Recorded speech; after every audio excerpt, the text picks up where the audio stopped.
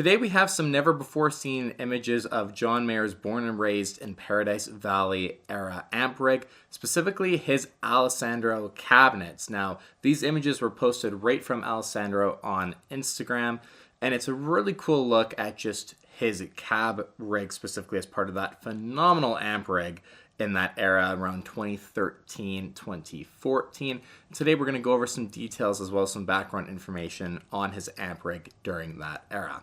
Now, this post came to be because Alessandro hadn't had this many of his cabinets all together at one time since the last time he was designing one of John's amp rigs, and he shares at the very end of the post some images of this very amp rig, which we know is the born and raised era, cab system that John was using. This is the only time he's used specifically 6 Alessandro cabinets, and it's very uniquely identifiable too because the very bottom middle cab is the only one with the Alessandro logo on it. The rest of them are just plain with no badging done to them. If you actually go to the next image, he shares some details on the speakers. Now you have some Celestion Centuries, you have some Celestion G1265s, you have Alessandro Neos in the bottom cab with the Alessandro logo on it, and then you also have Celestion Golds on the very top. One thing to clarify, these specific cabinets that we are looking at are part of John's B rig from that era, and that's clarified in the post, but we know that the setup is identical to his main standard rig that he was running. Now, what John did during this era is he had two Two-Rock John Mayer signature amps on either side of Dumble Steel String Singer 002. And what he would do is he would run the Bricasti M7 reverbs into the loop of the Two-Rocks and run kind of a wet, dry, wet setup this way. And this is really the only time he's ever done anything kind of remotely like a wet, dry, wet setup for the most part. Generally, all of John's effects are straight into the front of all 3 amps, all running at the exact same time. So a little bit different to see him using some actual beautiful rack reverbs for the reverb on the Two-Rocks here. One detail about the shot where you can actually see the speakers in these cabinets that is just a bit interesting is that the top cabinet, the top right cabinet, I'm looking at it just on your screen here, the top right cabinet actually has 2 Celestion G1265s in it in the top and bottom, whereas the left one, as you can see, has those Celestion Centuries in the top cab and then the 1265s in the bottom, which is how we know John ran them during that era. So I'm not sure if this is how it was when it was sent out to him, and then he later swapped so that he had Celestion Centuries in the top speaker cab as well for the other Two-Rock John Mayer signature. That's something that's a bit interesting, and honestly, I don't really know exactly what the deal is there. But we do know from everything we've seen is that Celestion Centuries were in the top cabinets for the Two-Rocks, Celestion G1265s were in the bottom cabs for the Two-Rocks for both amps. They're identical amps too. He wasn't just really swapping around the speakers for one of the amps and one for the other. He was kind of, using the exact same pair during any given night. Now, the other bit of information in this post that's a little bit contradictory, or that you might have to kind of interpret a little bit, is how he says, the center pair of cabinets was for the actual guitar sound. The outside left and right pair were for stereo reverb only. Now, I think what they mean here is that John was running that wet, dry, wet setup here. You're hearing just the dry guitar sound through that center pair of cabinets, which is for Dumble Steel String Singer 002. And then the outside is what John's running in the wet format where you're hearing that reverb come in. The one thing, though, that is a bit conflicting is that John would actually run both Bricastis in the effects loop of the Two-Rock, and he would run them just straight up like that. He wasn't running them in stereo with one of them splitting between both amps. That wasn't what was happening. So that's one thing that's a little bit conflicting of the information provided here. And keep in mind, too, he's talking about something that was, pretty much 10 years ago at this time. Can't expect every detail to totally line up with what kind of information through the research and evidence that we know. The other thing that I'm going to point out here as well that is just interesting is that the main sound heard live in concert was the bottom center cab. It was the mic'd cabinet. They are Neo 12 speakers, Alessandro Neos in those.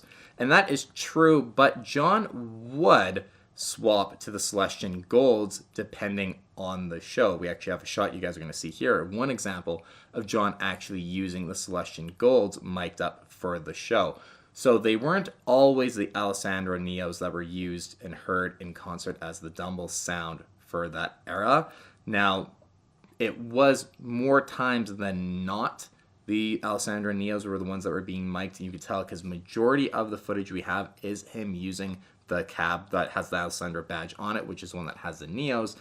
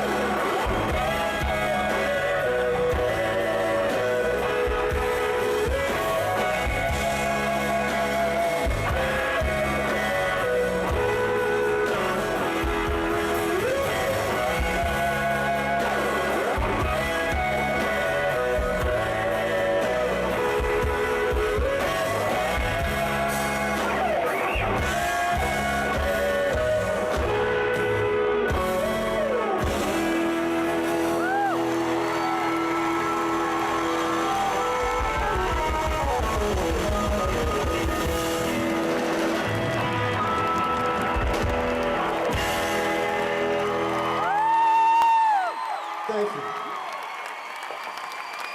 Majority of the time he was using that one, but it wasn't a 100% given thing.